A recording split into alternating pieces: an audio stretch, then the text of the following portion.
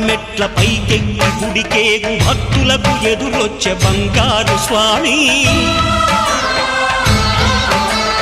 ఇరుముడులు స్పృశించి శుభమనుచు దీవించి జన బృందముల చేరే జగమేలు స్వామి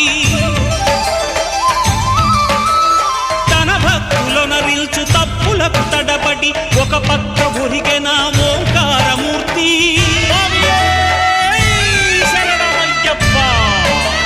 స్వాములందరూ తనకు సాయము కాగా ధీమంతుడై లేచె ఆ కన్య స్వామి